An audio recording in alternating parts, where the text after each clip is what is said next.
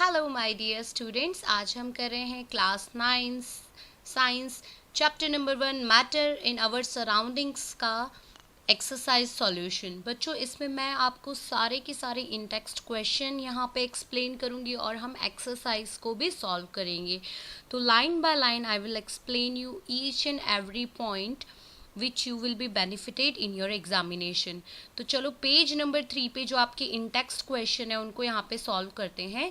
Which of the following are matter. तो आपको पता है मैटर का मतलब क्या होता है, जो भी सॉलिड लिक्विड गैसियस स्टेट में है that are all known as matters. तो यहाँ पे देखो चेयर, एयर, लव। अब लव यानी प्यार, प्यार तो कोई सॉलिड लिक्विड और गैसियस में तो होता नहीं है, तो ये तो क्या हो गया, एक तरीका का फीलिंग्स है। स्मेल, हेट, ये हेट भी क्या है, एक तरह से फीलिंग है। आलमंड यानी बादाम, बादाम सॉलिड होती है। थॉट, थॉट यानी विचार। अब विचार कैसे कोई मैटर हो सकता है, तो इन सबको यहाँ पर हम क्लासिफाई कर रहे हैं। देखो सबसे पहले मैटर की डेफिनेशन क्या होती है उसको समझो। Anything that occupies space and has mass is called matter. कोई भी चीज़ जो जगह रोकती है और उसका कुछ मास होता है और कुछ वजन होता है, तो उसे हम मैटर कहते हैं। Matter can exist in 3 physical states, solid, liquid and gaseous. तो ये 3 स्टेट हमें याद रखनी है। सॉलिड में क्या क्या है, चेयर है, आलमंड है, वो सॉलिड स्टेट में आ गया। कोल्ड ड्रिंक है, लिक्विड स्टेट ऑफ मैटर में आ गया। Air and smell of perfume, ये सब गैसियस स्टेट में आ गया। तो यहाँ पे क्वेश्चन नंबर 1 जो आपको एक छोटू सा बेसिक क्वेश्चन पूछ रखा था, भाई इसमें से लव, हेट और थॉट ये सब बिल्कुल भी नहीं आएंगे, क्योंकि ये हम लोग मतलब सोच रहे हैं, दीज आर फीलिंग्स। अब यहाँ पे देखो, the sense of smell is not matter. तो यहाँ पे अगर सेंस बोला होता कि जो खुशबू आपको एहसास हो रही है, ये मैटर नहीं है। खुशबू, अगर हम स्मेल ऑफ गैस की बात कर रहे हैं रियल में, क्योंकि क्या होता है, गैस कोई भी स्मेल आपकी नाक तक आ रही है तो that is due to gas. तो गैस एक स्टेट ऑफ मैटर है। हाउएवर द स्मेल और order of a substance is classified as matter. The smell of any substance, चाहे वो आप परफ्यूम कहिए, is the gaseous form of the substance which our olfactory system। तो olfactory क्या है बच्चों, हमारी नाक में जो नसें होती है जो हमारे दिमाग को ये इंडिकेशन देती हैं कि कोई खुशबू आ रही है, तो वो olfactory nerve का काम होता है। Can detect even at very low concentration, कम मात्रा में भी, बहुत कम से कम आप स्प्रे लगा रहे हो रूम के अंदर लेकिन स्मेल आ रही है, तो उसे हम क्या कहेंगे, gaseous matter. Hence smell is of perfume is a matter. तो ये आपका क्वेश्चन यहाँ पे सॉल्व हो गया। क्वेश्चन नंबर 2 की बात करते हैं। Give reasons for the following observation. The smell of hot sizzling food reaches you several metres away, but to get the smell from cold food you have to go close. तो बच्चों, जब मैं videos में आपको ये chapter पढ़ा रही थी तब भी मैंने आपको बताया था कि घर में कोई भी चीज़ आपकी मम्मा गरम गरम बनाती है तो आपको दूर से ही खुशबू आ जाती है, क्योंकि क्या है, गैसियस गैस को हम जब भी हीट करते हैं तो वो एक्सपांड होती है, वो फैलती है, और जब उसे ठंडा करते हैं तो वो कॉन्ट्रैक्ट हो जाती है, एक जगह पर जमा हो जाती है। तो जब खाना गर्म होता है तो बहुत दूर तक खुशबू पहुंचती है, और जब खाना ठंडा होता है तो उसकी खुशबू ज़्यादा दूर तक नहीं जाती। इसको लिखेंगे कैसे, समझो। Solids diffuse at very slow rate. तो स्लो रेट का मतलब है कि सॉलिड जो होते हैं वो तो कभी एक दूसरे के अंदर मिक्स ही नहीं होते हैं। But if the temperature of solid is increased then the rate of diffusion of the solid particles into air increases. तो अगर हम सॉलिड्स को क्या करें, बहुत ज़्यादा गर्म करें, तो एक क्या होगा, आपको पता है कि हम स्टेट ऑफ मैटर को इंटर कन्वर्ट कर सकते हैं, सॉलिड को लिक्विड में, लिक्विड को गैस में। तो इस तरीके से, तो सॉलिड को जब हम हीट करेंगे तो उसके पार्टिकल्स क्या होंगे, रैंडमली इधर उधर भागेंगे और फिर वो क्या करेंगे, डिफ्यूज़ करेंगे बहुत तेज़ी से। डिफ्यूज़ मतलब mixing. This is due to an increase in the rate of kinetic energy. बच्चों, आप लोग काइनेटिक एनर्जी तो जानते ही हो, जो एनर्जी मोशन से प्रोड्यूस होती है of solid particles. Hence the smell of hot sizzling food reaches us even at a distance, but to get the smell from cold food we have to go close. अब क्या होता है, solid है, उसको ठंडा ही रखा है हमने, तो उसमें कोई भी काइनेटिक एनर्जी प्रोड्यूस नहीं होगी। काइनेटिक एनर्जी प्रोड्यूस नहीं होगी तो वो हमारी नाक तक नहीं आएगा। अब देखो क्वेश्चन नंबर 3 देखते हैं। A diver is able to cut through water in a swimming pool, which property of matter does this observation show. तो ये जो सी डाइवर होते हैं, जो समुद्र के अंदर जाते हैं, सी डाइवर्स जिन्हें हम कहते हैं, वो क्यों आसानी से फ्लो कर पाते हैं पानी के फ्लो को काट काट के। तो हमें पता है कि पानी यानी लिक्विड के जो कॉन्स्टिट्यूएंट पार्टिकल्स होते हैं वो लूजली पैक होते हैं, उनके बीच में जगह होती है। जैसे आप एक बकेट पानी भर लो और उस बकेट के अंदर अपना हाथ डालो तो उन कॉन्स्टिट्यूएंट पार्टिकल्स के बीच में इतनी जगह होती है कि आसानी से हमारा हाथ अंदर जा सकता है। तो देखो, the ability of diver to cut through water in a swimming pool shows that the matter is made up of particles. अब यहाँ पे आप ये भी याद रखना, कौन सा पार्टिकल्स, तो यहाँ पे आ जाएगा लिक्विड के कॉन्स्टिट्यूएंट पार्टिकल्स। तो लिक्विड के कॉन्स्टिट्यूएंट पार्टिकल्स जो होते हैं लूजली पैक होते हैं, तो आप ये भी लिख सकते हैं। What are the characteristics of particles of matter? तो क्या कैरेक्टरिस्टिक्स होते हैं मैटर के पार्टिकल के बीच में, उनकी क्या लक्षणिकताएं होती हैं। तो देखो लक्षण होते हैं, तो देखो particles of matter have spaces between them, उनके बीच में जगह होती है। Particles of matter are continuously moving, ये कंटिन्यूसली मूव करते हैं। Particles of matter attract each other, बहुत ज़्यादा अट्रैक्ट कर रहे हैं एक दूसरे को तो सॉलिड बन गए। अगर कंटिन्यूसली मूव कर रहे हैं तो गैस के अंदर हो रहे हैं। तो इस तरीके से इनके अंदर की क्या होती है, कैरेक्टरिस्टिक्स होती हैं। अब पेज नंबर 6 पे जो आपके इंटेक्स क्वेश्चन है उनको आंसर करते हैं। The mass per unit volume of a substance is called density. तो डेंसिटी का मतलब होता है किसी भी चीज़ के अंदर कितना भरा हुआ है। तो वो कैसे हम देखेंगे कि भाई कितने एरिया के अंदर कितना भरा हुआ है, mass by volume. Arrange the following in order of increasing density. तो देखो हवा तो बड़ी मतलब लूजली पैक है, उतनी ज़्यादा भरी हुई नहीं है। एग्जॉस्ट फ्रॉम चिमनी, अब ये देख लेते हैं। हनी, शहद कैसा होता है, बहुत ही ज़्यादा डेंस होता है या लाइट होता है। चॉक, फिर कॉटन, आयरन। तो देखो the given substances in increasing order of their densities can be represented as air, सबसे हल्की होती है, उसके अंदर ज़्यादा मास नहीं होता है। एग्जॉस्ट फ्रॉम चिमनी, ये भी गैस है, थोड़े बहुत इसके अंदर पार्टिकल्स होंगे कार्बन के, इसीलिए एयर से थोड़ी ज़्यादा डेंस है। कॉटन, देखो कॉटन को आप क्या करोगे, कॉटन बहुत लाइट वेटेड होता है, यानी उसका मास बहुत कम होता है। वाटर का मास होता है। हनी वाटर से भी ज़्यादा गाढ़ा होता है। आप ट्राई कर सकते हो, आप 1 लीटर हनी की बॉटल ले लो और 1 लीटर वाटर की बॉटल ले लो, आप जब दोनों को उठाओगे तो आपको हनी ज़्यादा भारी दिखेगा, चॉक थोड़ा सा और भारी, और आयरन सबसे भारी। थोड़ा सा पीस भी आप आयरन का उठाओगे तो वो आपको ज़्यादा हैवी लगेगा, क्योंकि उसकी डेंसिटी बहुत ही ज़्यादा होती है। फिर बात करते हैं क्वेश्चन नंबर 2 की। Tabulate the differences in the characteristics of states of matter. Comment upon the following. Rigidity यानी वो कितना हार्ड है। कंप्रेसिबिलिटी यानी हम उसको क्या आसानी से दबा सकते हैं। फ्लूइडिटी यानी क्या वो आसानी से फ्लो करेगा। फिलिंग अ गैस कंटेनर, क्या वो गैस कंटेनर को भर सकता है। शेप के बारे में बात करेंगे कि भाई सॉलिड का शेप फिक्स होता है, गैस का कोई शेप फिक्स नहीं होता। काइनेटिक एनर्जी, तो गैस में सबसे ज़्यादा काइनेटिक एनर्जी होती है, एक जगह से दूसरी जगह वो आसानी से मूव कर सकती है। और डेंसिटी, तो डेंसिटी यानी कौन कितना भरा हुआ है। तो चलो टेबल बना के हम क्या कर लेते हैं, समझते हैं। तो देखो सॉलिड स्टेट को देख रहे हैं, लिक्विड स्टेट को और गैसियस स्टेट को हम कंपेयर कर रहे हैं। स्टूडेंट्स, जब मैंने आपको ये वीडियो पढ़ाया था, जब मैं आपको चैप्टर पढ़ा रही थी, तब भी मैंने आपको एक कंपैरिजन टेबल बना के पूरा अच्छे से समझाया था। अगर आपने वो वीडियोस नहीं देखे हैं तो आप वो वीडियो देख लीजिए, ताकि आपको पूरा एक आइडिया आ जाए कि किस तरीके से चैप्टर को हमें समझना है।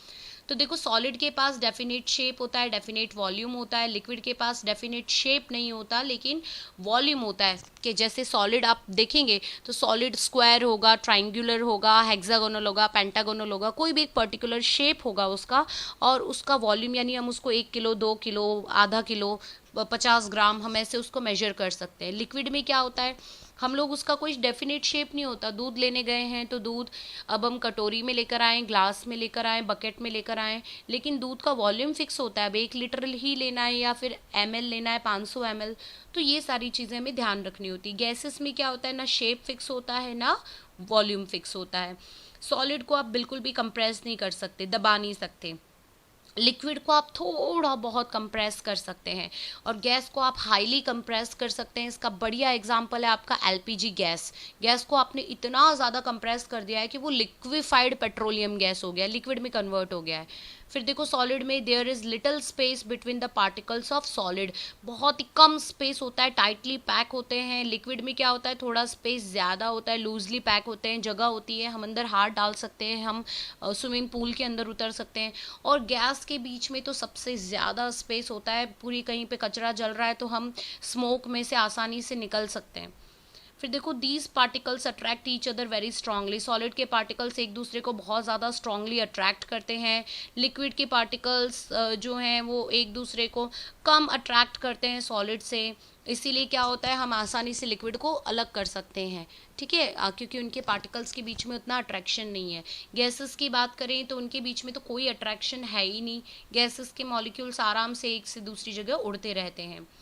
सॉलिड के पार्टिकल्स कभी भी फ्रीली मूव नहीं करते। आपका एक एग्जांपल ले लो, अगर आप मोबाइल कहीं पे रखोगे, मोबाइल सॉलिड होता है तो आपका मोबाइल खुद उठ के कहीं नहीं जाएगा। जो लिक्विड होते हैं उसके पार्टिकल्स फ्रीली मूव करते हैं, अगर आप फर्श पे पानी गिरा दोगे तो पानी फैलने लग जाएगा। और गैसेस के पार्टिकल्स का तो क्या कहना है, वो तो एक जगह बैठेंगे ही नहीं। आप एक रूम से दूसरे रूम में, मतलब आप अगरबत्ती जलाओगे या परफ्यूम लगाओगे, उसकी सुगंध दूसरे रूम तक फटाक से पहुंच जाएगी। बात करते हैं रिजिडिटी, रिजिडिटी का मतलब होता है बच्चों हार्डनेस, ठीक है। तो यहाँ पे देखो rigidity can be expressed as the tendency of matter to resist a change in shape. तो सॉलिड तो बिल्कुल भी अपने शेप को चेंज नहीं होने देगा, लिक्विड मुश्किल से थोड़ा बहुत। और अगर हम बात करें गैस की, तो गैस तो अपना शेप आराम से चेंज कर लेता है। अगर आप एक कमरे के अंदर गैस भर दो और फिर आप एक छोटा सा छेद कर दो तो सारी की सारी गैस अपने आप को दबा दबा के कम छोटा छोटा कर करके उस छेद में से बाहर निकल जाएगी। तो ये शेप गैस चेंज कर सकती है। अब कंप्रेसिबिलिटी की बात करते हैं, किसी भी चीज़ को हम दबा सकते हैं क्या, कंप्रेस कर सकते हैं क्या? तो देखो compressibility is the ability to reduce to a lower volume then the force applied. तो आराम से गैस सबसे ज़्यादा कंप्रेसिबल होती है, सॉलिड बिल्कुल भी नहीं होती है, और लिक्विड थोड़ा बहुत, जो अभी हमने टेबल में देखा। फ्लूइडिटी का मतलब होता है कि एबिलिटी टू फ्लो, किसी भी चीज़ के पास बहने की जो एबिलिटी होती है, फ्लो करने की, तो सॉलिड के पास तो बिल्कुल भी नहीं होती। लिक्विड बहता है और सबसे ज़्यादा फ्लूइडिटी होती है गैस की। By filling a gas container, we mean that the attainment of shape of the container by gas. और गैस कंटेनर का मतलब होता है कि जिसके अंदर हम गैस को भर रहे हैं। शेप का मतलब क्या होता है कि भाई बाउंड्री, अब आप कोई भी सॉलिड ले लीजिए, कोई भी सॉलिड, उसका एक पर्टिकुलर शेप होता है, लिक्विड का शेप नहीं होता है और गैस का भी कोई शेप नहीं होता। काइनेटिक एनर्जी की बात करें तो kinetic energy is the energy possessed by a particle due to its motion. तो ये एक ऐसी एनर्जी है जो पार्टिकल अपने मोशन से प्रोड्यूस करता है, बनाता है। और डेंसिटी का डेफिनेशन होता है, density is mass per unit volume. किसी भी चीज़ की घनता, वो कितना भरा हुआ है, तो उसे हम उसकी डेंसिटी कहते हैं। क्वेश्चन नंबर 3 देखो, रीजंस देने हैं बच्चों, बड़े ही इंपॉर्टेंट क्वेश्चन हैं ये सारे के सारे। तो देखो, a gas fills completely the vessel in which it is kept. एक गैस को अगर हम किसी भी बर्तन के अंदर रखेंगे तो वो गैस पूरी तरह से उस बर्तन के अंदर भर जाएगी। तो इसका रीज़न क्या है? There is little attraction between particles of gases. Particles जो होते हैं गैस के, उनके बीच में कोई अट्रैक्शन नहीं होता, वो दूर दूर तक एक दूसरे से रैंडमली पैक होते हैं और इसीलिए वो क्या करेंगे, उसको भर देंगे। दस gas particles move freely in all direction, therefore gas completely फिल्स the vessel in which it is capped. फिर है next, a gas exerts pressure on the wall of the container. एक गैस क्या करती है, जो कंटेनर है उसकी वॉल्स पे प्रेशर लगाती है। तो जी हाँ, बिल्कुल लगाती है बच्चों। सबसे बढ़िया एग्जांपल है बलून का। आप क्या करें, एक बलून यानी गुब्बारा ले लें, उसके अंदर हवा भरें। जैसे कि आप हवा भरेंगे बलून फूलता जाएगा, फूलता जाएगा। तो यही आपको बता रहा है कि गैस हमेशा क्या करती है, आप जिस भी चीज़ के अंदर गैस को भरेंगे वो उसकी दीवारों पे प्रेशर लगाएगी। इसका यहाँ पे देखते हैं कैसे लिखेंगे इसको। Particles of gas move randomly in all direction at high speed. As a result, the particles hit each other and also hit the walls of the container with a force. Therefore, gas exerts pressure on the wall of the container. अब देखो next है, a wooden table should be called a solid. एक जो लकड़ी का table है उसे solid कहना चाहिए। तो क्यों कहेंगे, रीज़न देने की बात हो रही है। तो भाई सबसे पहले तो आप उस टेबल को दबा के देखो, वो दबेगा नहीं। तो पहली बात तो वुड कंप्रेसिबल नहीं होता। उसके बाद आप जहाँ पे टेबल को रख दोगे वो फ्लो नहीं करेगा, एक जगह से टेबल बहते बहते दूसरी जगह नहीं जाएगा, तो वो सॉलिड है। उसका एक डेफिनेट शेप है, अब वो ट्राइंगुलर है, रेक्टेंगुलर टेबल है, स्क्वायर टेबल है। ठीक है, और उसका कुछ स्पेसिफिक वजन भी होगा, यानी डेफिनेट उसका वॉल्यूम भी होगा। तो देखो चलो कैसे लिखेंगे। A wooden table has a definite shape and volume, it is very rigid and cannot be compressed, it has characteristic of solid, hence a wooden table should be called a solid। तो उसके पास definite shape होता है, definite volume, वो rigid होता है, उसको हम compress नहीं कर सकते। तो ये सारी की सारी क्वालिटीज़ क्या हैं, सॉलिड की हैं। फिर नेक्स्ट देखो, we can easily move our hand in air but to do the same thing through a solid block of wood we need to be a karate expert। तो भाई हम लोग हवा में आसानी से अपने हाथ को घुमा लेते हैं, लेकिन ये चीज़ हम किसी सॉलिड के साथ क्यों नहीं कर सकते, दीवार के आर पार हम हाथ क्यों नहीं कर पाते। तो ये तो क्वेश्चन बड़ा ही मजाक में हमसे सवाल पूछ रहा है। हमें पता है कि जो गैस होते हैं, हवा वो गैस की बनी होती है और उसके बीच में काफ़ी जगह होती है, क्योंकि इसके कॉन्स्टिट्यूएंट पार्टिकल्स रैंडमली पैक होते हैं, उनके बीच में कोई अट्रैक्शन नहीं होता, आसानी से हम हाथ को घुमा सकते हैं। लेकिन सॉलिड एक रिजिड सब्सटेंस होता है, रिजिड यानी एकदम कठोर, हार्ड। अब उसके बीच में इतना अट्रैक्शन होता है उसके कॉन्स्टिट्यूएंट पार्टिकल्स के बीच में कि जगह ही नहीं होती है। तो भला आप कैसे उसके अंदर हाथ डालोगे, गैप ही नहीं होगा तो।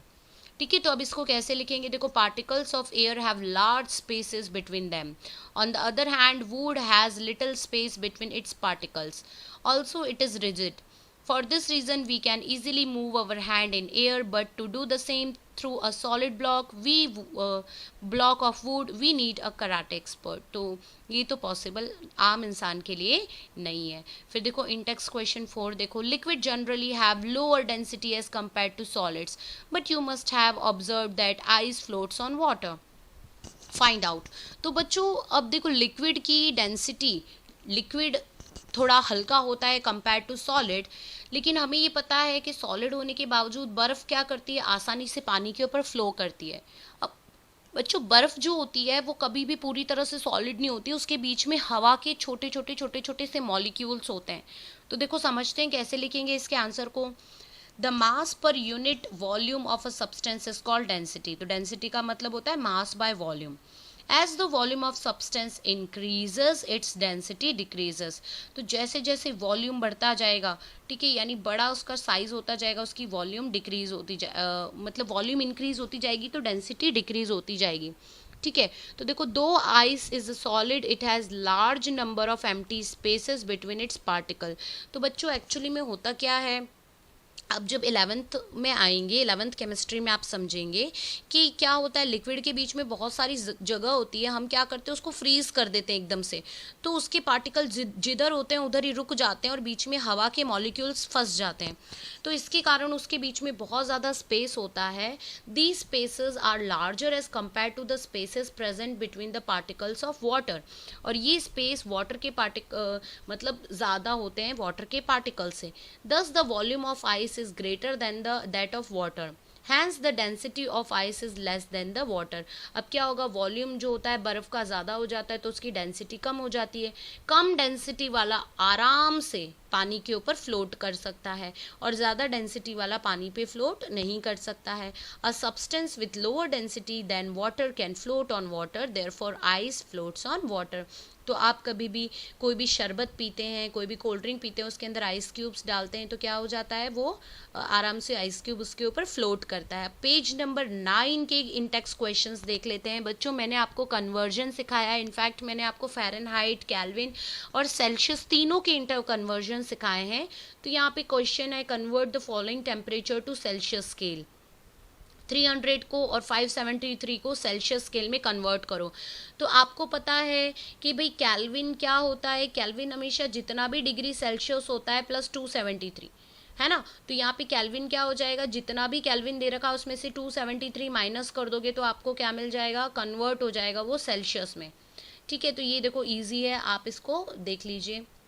इसके बाद है, what is the physical state of water at 250 degree Celsius and 100 degree Celsius. तो बच्चों पानी आपको पता है 100 डिग्री सेल्सियस पे क्या होता है, वो बॉयल होता है।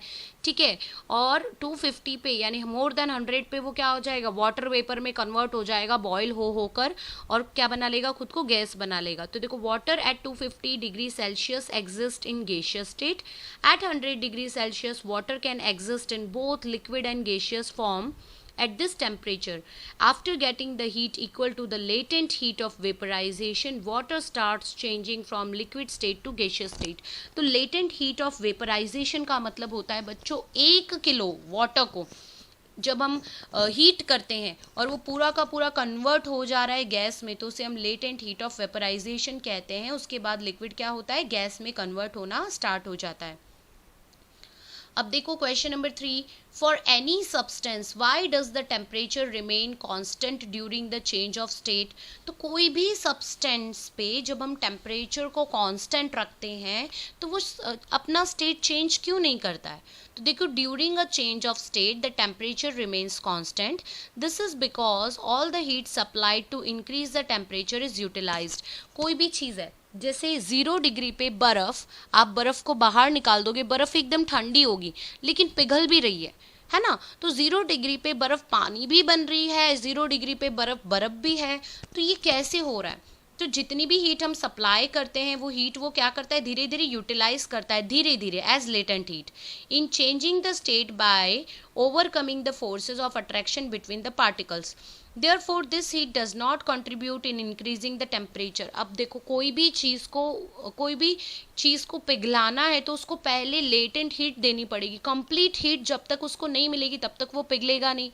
तो थोड़ी थोड़ी हीट को तो वो क्या करता है, सिर्फ और सिर्फ यूटिलाइज करता है.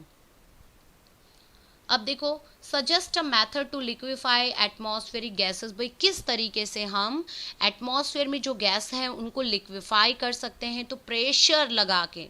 तो देखो, by applying pressure and reducing the temperature.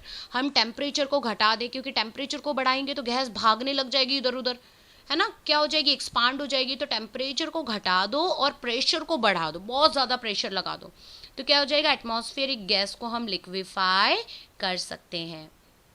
अब देखो, पेज नंबर 10 के जो इंटेक्स क्वेश्चंस है वो देख लेते हैं. Why does a desert cooler cool better on hot dry day? तो डेजर्ट कूलर, वो बड़े वाले जो कूलर आते थे, वो इतने बढ़िया तरीके से हमें ठंडक क्यों देते हैं. तो उसका रीज़न है, देखो, when a liquid evaporates, the particle of the liquid absorb high energy from the surrounding to compensate the loss of energy during evaporation. This makes the surrounding cool. बच्चों, मैंने आपको पहले भी बताया है, जैसे पेड़ होते हैं या मटका होता है ना, घड़ा, मिट्टी का बर्तन, उसमें पानी होता है. अब मिट्टी के बर्तन में क्या होता है, गर्मी के कारण धीरे धीरे इवापोरेशन होता है. प्लांट्स में क्या होता है, धीरे धीरे पानी का लॉस होता है. जैसे हम धूप में खड़े रहते हैं, हमें पसीना आता है, उसी तरह से प्लांट्स धूप में खड़े रहते हैं, प्लांट के स्टोमेटा में से पानी का क्या होता है, लॉस होता है, जिसे हम ट्रांसपिरेशन कहते हैं. अब जब ये पानी धीरे धीरे ऊपर उड़ के जाएगा वेपर्स के फॉर्म में और हवा इससे टकराएगी, तो कैसी हो जाएगी, हवा एकदम ठंडी. तो बिल्कुल उसी तरीके से डेजर्ट कूलर क्या करता है, जितना भी मॉइस्चर होता है उसको फेंकता है और ठंडी हवा जैसे उस पर टकराती है तो हमें बहुत ही ठंडा महसूस होता है. तो देखो, in a desert cooler the water inside it is made to evaporate. This leads to absorption of energy from the surrounding, thereby cooling the surrounding. Again, we know that evaporation depends on the amount of water vapor present in an air, humidity. अब बहुत ज़्यादा गर्मी होगी तो हवा में क्या होगी, नमी होगी, मॉइस्चर होगा, पानी के मॉलिक्यूल्स होंगे. अब पानी के मॉलिक्यूल्स के ऊपर जैसे ही हवा टकराएगी तो वो क्या देंगे, हमको बहुत बढ़िया तरीके से ठंडक देंगे. If the amount of water vapor present in air is less, then evaporation is more. On hot dry day, the amount of water vapor present in air is less. Thus, water present inside the desert cooler evaporates more, thereby cooling the surrounding more. That is why a desert cooler cools better on hot dry day. अब देखो, next देखते हैं. How does water kept in an earthen pot, मटका, जो अभी मैंने same चीज़ आपको बताई है उसका सेम ये आंसर आएगा, बिकम कूल ड्यूरिंग समर. तो देखो, when liquid evaporates the particle of liquid absorb energy from the container to compensate the loss of energy during evaporation. This makes water remaining cool. तो इधर देख लो, ऐसे सम pores यानी छोटे छोटे छेद होते हैं अर्थन पॉट यानी मिट्टी के घड़े में, जिसमें से लिक्विड जो है इनसाइड पोर्ट का वो धीरे धीरे इवोपोरेट होगा. आपने नोटिस किया होगा कि मटके में से धीरे धीरे पानी टपकता है, या मटके में आप अपने पेरेंट्स को पूछना कि अगर आप एक ग्लास पानी एक मटके के अंदर भर के रखोगे और 15-20 दिन के बाद उसे चेक करोगे तो सारा पानी अंदर सूख गया होगा. तो वो होता है बच्चों इवोपोरेशन के कारण। This evaporation makes the water inside the pot cool. In this way water kept in the earthen pot becomes cool during summer. तो इवोपोरेशन के कारण क्या होता है, अभी अभी मैंने बताया, इवोपोरेशन के कारण वाटर मॉलिक्यूल्स उड़ेंगे, जैसे ही उससे हवा टकराएगी तो वो ठंडे हो जाएंगे। Why does our palm feel cold when we put some acetone or petrol or perfume on it? तो बच्चों जब भी हम कोई परफ्यूम लगाते हैं या एसीटोन लगाते हैं, एसीटोन मतलब जो भी वो नेल पॉलिश रिमूवर होता है, ये सब हम लगाते हैं तो हमको ठंडा ठंडा एहसास क्यों होता है अपनी हथेली पे? तो देखो, when we put some acetone or petrol or perfume on our palm it evaporates। आपको पता है पेट्रोल और ये सब क्या होता है, हमारे हाथ पे से उड़ जाएगा। अब उड़ेगा, इवोपोरेशन से क्या होता है, ठंडक महसूस होती है। ऊपर के 2 क्वेश्चन हमने इसी फिनोमिनन पे डिस्कस किए हैं। During evaporation particles of the liquid absorb energy from the surrounding और the surface of the palm to compensate for the loss of energy, making the surroundings cool.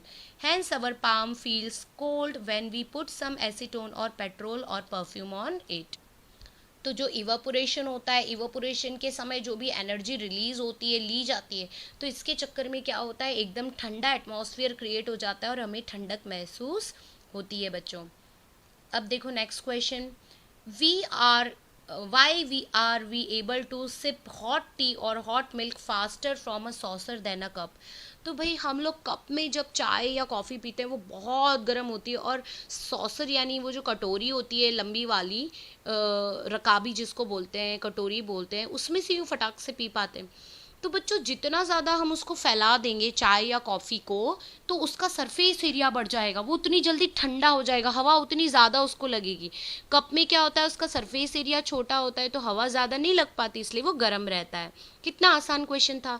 A liquid has a larger surface area in a saucer than in a cup, thus it evaporates faster and cools faster in a saucer than in a cup.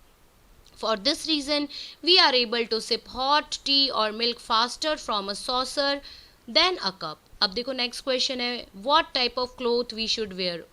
तो यार ये तो बच्चों आप छोटे थे तब से क्वेश्चन आ रहा है कि समर में हमें लाइट कलर के कॉटन के कपड़े पहनने चाहिए, क्योंकि वो क्या करते हैं, हमारा पसीना एब्जॉर्ब कर लेते हैं। और डार्क कलर के कपड़े क्या करते हैं, सनलाइट को अपनी तरफ अट्रैक्ट करते हैं, लेकिन लाइट कलर के कपड़े सनलाइट को रिफ्लेक्ट करते हैं। तो देखो, We should wear cotton clothes in summer. During summers we sweat more.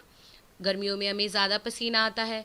On the other hand cotton is good absorber of water. दूसरी तरफ देखें तो कॉटन बहुत बढ़िया तरीके से पानी को अब्जॉर्ब करता है। Thus it absorb sweat from our body and exposes the light to the atmosphere, making evaporation faster. अब क्या होगा, जैसे ही वो पानी को एब्जॉर्ब करेगा, लाइटर है, सनलाइट उसके ऊपर आएगी, वो इवोपोरेट कर लेगी सारे पानी को, तो हमें हल्का लगेगा, अच्छा लगेगा। Exposes the liquid to atmosphere, making evaporation faster. During this evaporation, particles on the surface of liquid gain energy from our body surface, making body cool.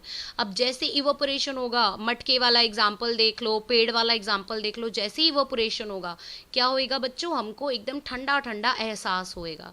अब देखो एक्सरसाइज की तरफ अपन आ चुके हैं। कन्वर्ट कीजिए सेल्सियस से स्केल में कैल्विन को, तो 300 कैल्विन और 573 कैल्विन में से 273 माइनस कर दो तो आपको सेल्सियस मिल जाएगा। फिर यहाँ पे बोल रखा है कि डिग्री को सेल्सियस में कन्वर्ट करो, तो डिग्री के अंदर 273 प्लस कर देते हैं तो हमें कैल्विन मिल जाता है। अब देखो, give reasons for the following observation. बच्चों रीजन वाले क्वेश्चंस बहुत ही इंपॉर्टेंट होते हैं आपके एग्जाम पॉइंट ऑफ व्यू से। तो पहला क्वेश्चन है, naphthalene ball disappears with time without leaving any solid. Naphthalene ball यानी कीड़े मकोड़ों को मारने वाली वो जो गोली आती है वो, अब वो तो सॉलिड होती है, तो वो क्या करती है, सब्लिमेशन करती है, सॉलिड से डायरेक्टली कन्वर्ट हो जाती है गैस में। तो देखो कैसे लिखेंगे, naphthalene shows the property of sublimation. Evaporation of naphthalene takes place easily and so it disappears during course of time without leaving a solid. तो वो sublimation हो जाता है, जैसे ही उसको heat मिलती है धीरे धीरे से वो solid से gas में convert हो जाती है। सेकेंड क्वेश्चन क्या है, We can get the smell of perfume sitting several meters away. तो बच्चों ये तो हमारा वही क्वेश्चन है, क्योंकि परफ्यूम की स्मेल गैसियस होती है, गैसियस मॉलिक्यूल्स आसानी से डिफ्यूज़ हो जाते हैं, घुल जाते हैं, मिक्स हो जाते हैं। तो देखो perfume vaporise very fast and its vapour diffuses into air easily, तो डिफ्यूज वर्ड लिखना बहुत ज़रूरी है। That is why we can smell perfume sitting several metres away, तो इसीलिए हम क्या होता है जो गैसेस होते हैं परफ्यूम के वो आसानी से घुल जाते हैं और इसीलिए परफ्यूम एक जगह से दूसरी जगह फटाफट से फ्लो कर पाता है और हम इसको आसानी से सूंघ पाते हैं। तो अब देखो नेक्स्ट क्वेश्चन देखते हैं। Arrange the following in increasing order of force of attraction, तो फोर्स ऑफ अट्रैक्शन सबसे ज़्यादा सॉलिड में होती है, उससे कम लिक्विड में होती है और उससे कम गैस में होती है। तो देखो इंक्रीजिंग ऑर्डर में सबसे कम होती है ऑक्सीजन में, उससे थोड़ी ज़्यादा वाटर में, वाटर लिक्विड है, और सबसे ज़्यादा होती है सॉलिड में। सॉलिड के मॉलिक्यूल्स एक दूसरे से बहुत ज़्यादा अट्रैक्ट होते हैं, टाइटली पैक्ड होते हैं, ठीक है, तो हम ऐसे इसको लिखेंगे। अब 0 डिग्री पे पानी तो बर्फ़ होता है, 25 डिग्री पे वो लिक्विड होता है, नॉर्मल कहते हैं, नॉर्मल टेम्परेचर इसकी बात हो रही है।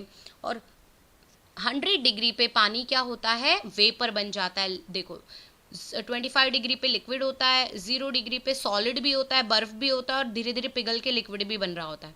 और 100 डिग्री पे क्या होता है, लिक्विड और वेपर दोनों साथ में। 100 डिग्री पे बॉयल होना शुरू भी होता है और 100 डिग्री पे वेपर बनना भी शुरू होता है। गिव 2 रीजन्स टू जस्टिफाई, भाई यहाँ पे जो भी क्वेश्चंस हैं उनको आप जस्टिफाई कीजिए कि ऐसा क्यों है।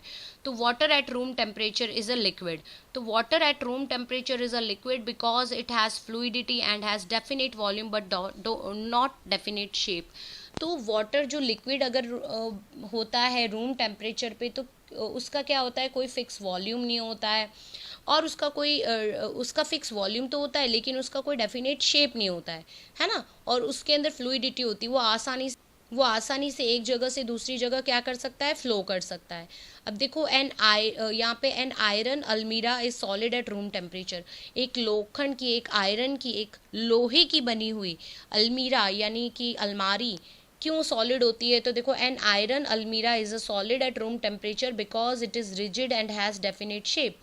तो कोई भी अलमारी, कोई भी कपबोर्ड देख लो, उसका भाई कोई ना कोई डेफिनेट शेप होता है और वो कैसी होती है, उसको आप जोर से मारोगे हाथ तो आपके हाथ में क्या हो जाएगी, लग जाएगी चोट।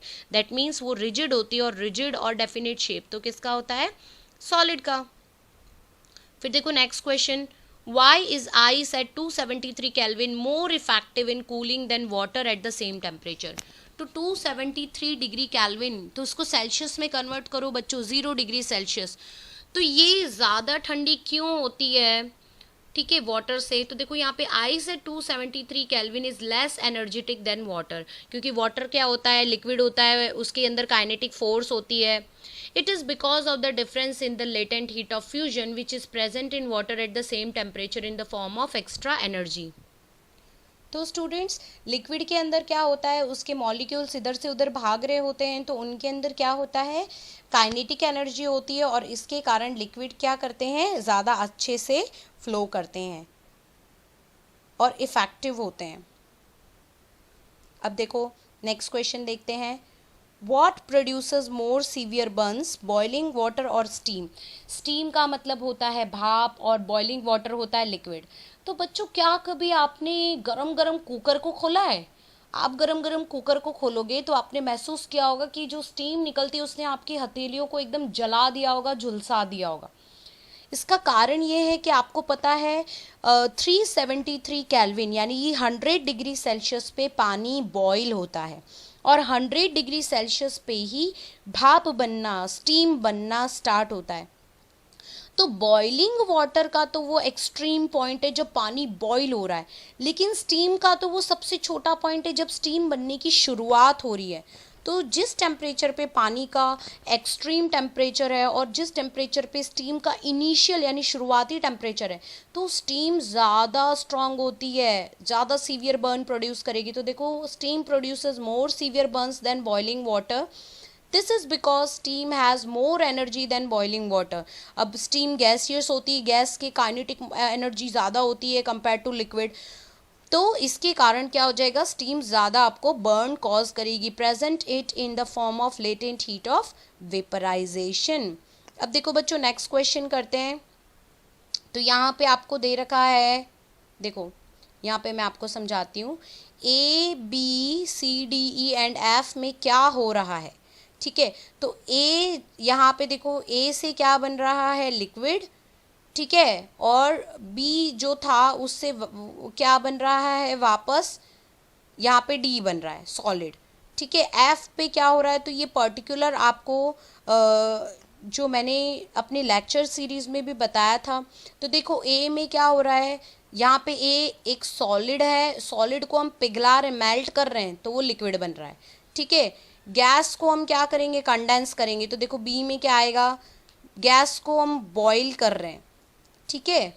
यहाँ पे देखो लिक्विड से हम क्या करेंगे, बॉइलिंग, तो क्या हो जाएगा, हमें गैस मिल जाएगा। अब गैस को हम ठंडा करेंगे, सी में क्या आएगा, तो यहाँ पर देखो सी में आएगा कंडेंसेशन। कंडेंसेशन का मतलब होता है कि जब हम वेपर्स को कंडेंस करेंगे, ठंडा करेंगे, तो हमें वापस से लिक्विड मिलेगा। और लिक्विड को जब हम क्या करेंगे, डी मतलब फ्रीजिंग करेंगे, तो हमें सॉलिड मिलेगा। तो फ्रीजिंग को हम और भी सॉलिडिफिकेशन भी कह सकते हैं। तो देखिए देखो डी सॉलिडिफिकेशन। अब बात करते हैं ई की। तो देखो सॉलिड से, यहाँ पर देखो बच्चों, सॉलिड से डायरेक्टली गैस बन रहा है, तो वो क्या होता है हमारा सब्लिमेशन। और गैस से डायरेक्टली क्या बन रहा है, सॉलिड, तो ये भी क्या होता है बच्चों, सब्लिमेशन। तो इस तरीके से ये हमारा फ्लो चार्ट यहाँ पे कंप्लीट होता है। और स्टूडेंट्स यहाँ पे हमारी चैप्टर नंबर 1 की सारे के सारे इन-टेक्स्ट क्वेश्चंस, एक्सरसाइज के क्वेश्चंस हमने यहाँ पे कंप्लीट किए हैं। आई होप आपको हर एक चीज़ बहुत अच्छे से क्लियरली समझ में आ गई होगी।